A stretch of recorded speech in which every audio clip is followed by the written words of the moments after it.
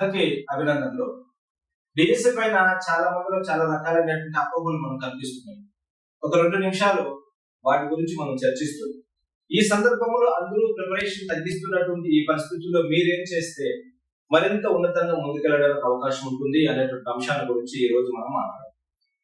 DSC 2024లో కొనసాగింది. గత 6 సంవత్సరాలుగా త్వరలో రాబోతుంది, త్వరలో వస్తుంది అనేటటువంటి మాటతో ముందుకెళ్తూనే ఉన్నాం. అయితే ఇప్పటికి వచ్చిన తర్వాత సంక్రాంతి తర్వాత నోటిఫికేషన్ అని కొంతమంది, ఫిబ్రవరిలో ఖచ్చితంగా నోటిఫికేషన్ అని కొంతమంది, మనం వాళ్ళ మాటలు వీళ్ళ మాటలు ఇస్తూ ఏదో కొంత నిరుత్సాహాన్ని మనలో పెట్టుకుంటూ మనం ముందుకెళ్తూనే ఉన్నాం. అయితే దాదాపుగా నాకు తెలిసినంత వరకు 80% మంది పిల్లలు ప్రిపరేషన్ పూర్తిగా ఆపేశారు. కేవలం ఆ 20% మంది మాత్రమే ప్రిపరేషన్ కొనసాగిస్తున్నారు. అయితే ఏ పోటీ పరీక్షలో తీసుకున్నా కూడా ఉద్యోగాలు వచ్చే అవకాశం 1, 2, 3% మాత్రమే ఉంటాయి. అయితే ఈ పోటీ ఎక్కడ ఉంటుంది అధికంగా అంటే ఈ కేవలం 20% మందిలో మాత్రమే ఉంటుంది. వీళ్ళు ఎండకి మనకి భయపడ్డం, ఉద్యోగాలు ఉంది లేదు అనుకుంటే పుస్తకం తీయడం అనేది చేయదు. వీళ్ళు నిరంతరం ఉద్యోగ సాధన వరకు తన ప్రయత్నాన్ని ముందుకెళ్తూనే ఉంటారు. ఎందుకంటే కొన్ని ఎగ్జాంపుల్స్ కూడా మీకు నేను ఇప్పుడు వివరించేటటువంటి ప్రయత్నం మనం చేస్తాం. ఈ 20% ఉద్యోగాలు కొట్టేటటువంటి వారి ఆలోచన ఎలా ఉంటుందంటే 3 పనులు ఉంటాయి వాళ్ళలో. 1 చదవడం, 2 నిద్రపోవడం, 3 తినడం. ఈ 3 పనులకు మాత్రమే ఎక్కువ సమయాన్ని వెచ్చిస్తూ ముందుకెళ్తూ ఉంటారు. ఏదైనా పని చేసుకోవాల్సి వచ్చినప్పుడు చదువుకున్న తర్వాతనే పని చేస్తారు తప్ప పని చేసేసి చదువుకుందాం అనేటువంటి ఆలోచన వీళ్ళకి రాదు. వీళ్ళలో మీరు కూడా ఉంటారని, మీరు కూడా ఖచ్చితంగా ఉండాలని నేను మనస్ఫూర్తిగా కోరుకుంటున్నాను. ఎందుకంటే ఒక ప్రభుత్వ ఉద్యోగం 3 జీవితాలకు, 3 తరాలకు పునాది వేస్తుంది. మీ తరంకి, మీ పై తరగతికి, దానికన్నా కింద వాళ్ళ తరాలకు కూడా అద్భుతమైనటువంటి పునాదులు వేస్తుంది. మరి ఈ సందర్భంలో మీరేం చేస్తున్నారు అనేటువంటి మనం గమనించాలి. అసలు ప్రభుత్వ ఉద్యోగం కదా, మనం పోరాడేది ప్రైవేట్ జాబ్ కోసం కాదు. ప్రభుత్వ ఉద్యోగం కదా, ఏం చేస్తాం, మనం ఏం చేస్తున్నాం ఒకసారి మనం గమనించాలి. దాదాపుగా మీకు అందరికీ తెలిసిందే, ఈ డిఎస్సీలో ఉద్యోగం సాధించాలంటే ఎడ్యుకేటెడ్ స్కూల్ ఇన్స్టిట్యూట్ ఇంటర్ తో పాటు డిఎడ్ చేయాల్సిన అవసరం ఉంది. అదే రకంగా డిగ్రీతో పాటు బిఎడ్ చేయాల్సిన అవసరం ఉంది. అంటే ఇక్కడ 2+2 4 సంవత్సరాలు చదువుతావు 10th తర్వాత, అదే రకంగా 3+2 5 సంవత్సరాలు చదువుతావు 10th తర్వాత. అయితే నువ్వు ఇంజనీరింగ్ సెక్టార్ ఒకసారి మనం గమనించండి. ఇంజనీరింగ్ సెక్టార్ లో డిగ్రీ తర్వాత అంటే 10th తర్వాత ఇంటర్ 2 సంవత్సరాలు, డిగ్రీ 3 సంవత్సరాలు, 5 సంవత్సరాలు చదువుతారు. ప్లస్ 2 సంవత్సరాలు ఏదో ఒక కోర్స్ చేస్తారు, లింక్ కోర్స్ చేస్తారు. ఆ తర్వాత ప్రైవేట్ జాబుల్లో స్థిరపడతారు. చేసే వాళ్ళలో 80% మందికి ప్రైవేట్ జాబుల్లో 30 నుంచి 50 వేల రూపాయలు మాత్రమే శాలరీస్ ఉంటాయి. ఎక్కువ మందికి ఇదే శాలరీస్ ఉంటాయి. అయితే వీళ్ళు 10th తర్వాత 7 సంవత్సరాలు కృషి చేసి ఉంటారు. ఆ తర్వాతనే మళ్ళీ ఇక్కడ రావడానికి అవకాశం ఉంటుంది. అది ఇంజనీరింగ్ 1 సంవత్సరం పెరుగుతుంది కానీ తగ్గదు. అదే మీరేం చేశారు, ఇక్కడ 4 సంవత్సరాలు 5 సంవత్సరాలు మాత్రమే 10th తర్వాత వచ్చారు. మళ్ళీ ప్రిపరేషన్ సంవత్సరం 2 ఏళ్ళు కొనసాగించలేదు. అయితే ఒక్కసారి మనం జాబ్ కొట్టినట్లయితే ఇప్పుడున్న పరిస్థితుల్లో కొత్త పిఆర్సీ, ఎందుకంటే ఈ 1-2 నెలల్లో ఐఆర్ కార్యక్రమం జరుగుతుంది. కొత్త పిఆర్సీ లోకి మీరు వచ్చారంటే రమారమగా తీసుకుంటే 60,000 రూపాయల కన్నా ఎక్కువగా మీ జీతం ప్రారంభమవుతున్న విషయం మీకు అందరూ కూడా తెలిసిందే కదా. కాలం గడిచే కొద్దీ, వయసు పెరిగే కొద్దీ ఇక్కడ ఉద్యోగ భద్రత లేదు. ఎందుకంటే వయసు పెరుగుతూ ఉంటుంది, ఉద్యోగ భద్రత తగ్గిపోతూ వస్తుంది. ఇక్కడ ఈ వయసు పెరుగుతూ ఉంటుంది, జీతం కూడా పెరుగుతూనే ఉంటుంది. ఉద్యోగ భద్రతకు ఈ గవర్నమెంట్ సెక్టార్లు ఎక్కడ కూడా మీకు ఇబ్బంది అనేది రాలేదు. అందుకే ఎవరు ఏం చెప్పినా కూడా మన ప్రయత్నాన్ని మనం కొనసాగుతూనే ఉండాలి. అసలు ఏంటి, ప్రతి రోజు నేను 50 మార్కులు డైలీ టెస్ట్ పెడుతున్నాను కదా. మన యాప్ లో తిరుపతి శ్రీప్రజ్ఞ యాప్ లో 50 మార్కులు డైలీ టెస్ట్ మనం పెడుతున్నాం. Tirupati Sriprajna studies app download చేసి ఉచితంగానే ఇలా రాయమనేది. మీరేమైనా అక్కడ పేమెంట్ ఏమైనా చేస్తున్నారా? లేదు కదా. మరి దానికోసం మేము ఒక యంత్రాంగాన్ని నడిపిస్తున్నాం కదా. ప్రతిరోజు రాత్రి 7 గంటలకు ఏ పరీక్ష జరుగుతుందో ముందుగానే జరుగుతుంది. అయితే మీరు డిస్క్రిప్షన్ లో ఉండేటటువంటి వాట్సాప్ లో మీరు జాయిన్ అవ్వాల్సి ఉంటుంది. Tirupati Sriprajna studies app download చేసుకోవాల్సి వస్తుంది. దానివల్ల మీరు విపరీతంగా మాతో పాటు కష్టపడతారు. మాకు ఉద్యోగాలు అవసరం లేదు, అయినా కూడా రాత్రి పగలు ప్రయత్నం చేస్తూ ముందుకు వెళ్తూనే ఉన్నాం. మరి మీకు మాత్రం ఎందుకు నిరుత్సాహం వచ్చింది? మీరెందుకు ప్రయత్నం చేయలేకపోతున్నారు? ఒక్కసారి మీరే ఆలోచన చేసుకోండి. ఎందుకంటే ఇవన్నీ కూడా వాస్తవాలే కదా.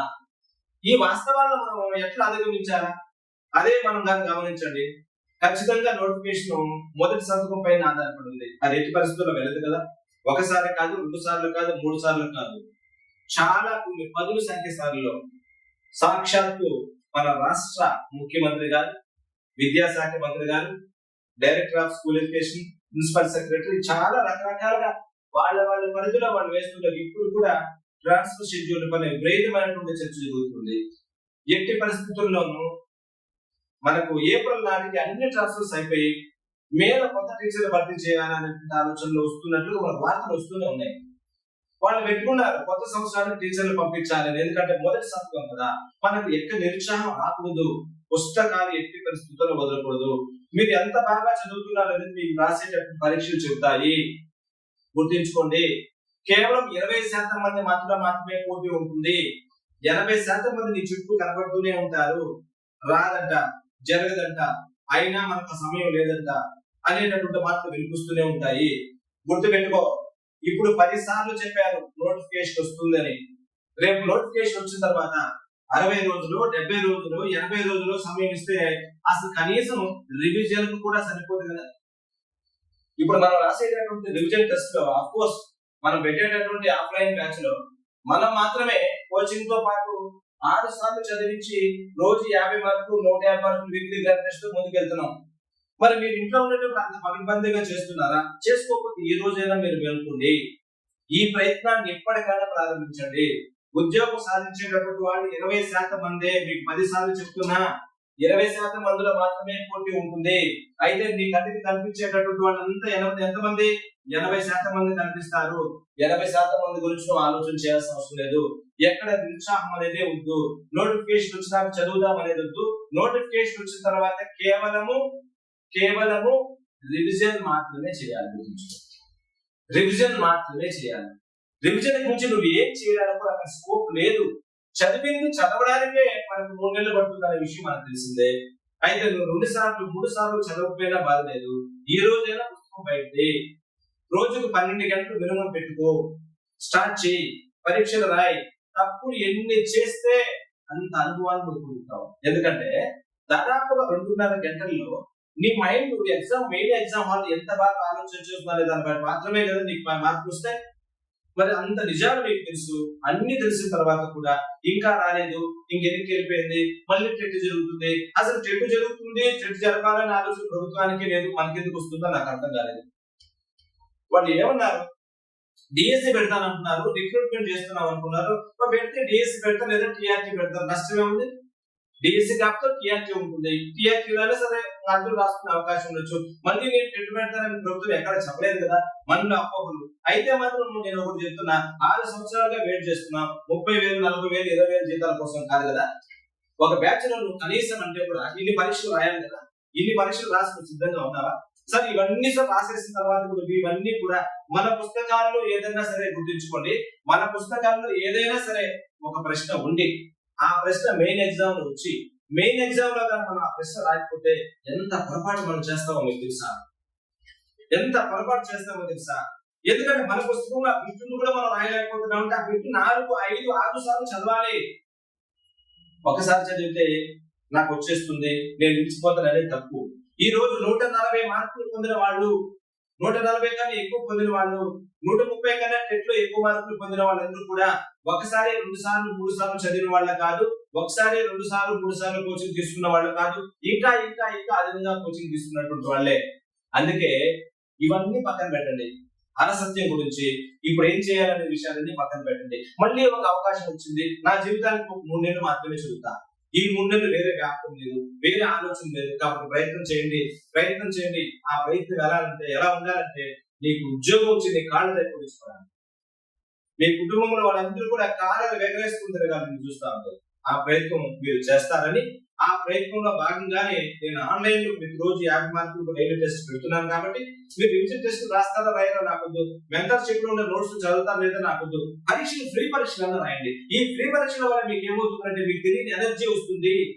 ప్రతిరోజు మీ టార్గెట్ తెలుస్తుంది, ఒక అడుగు ముందుకేయడానికి అవకాశం ఉంటుందని నేను తెలియజేస్తూ ఈ వీడియో నచ్చినట్లయితే లైక్ చేసి షేర్ చేయండి మిత్రులారా. Good luck.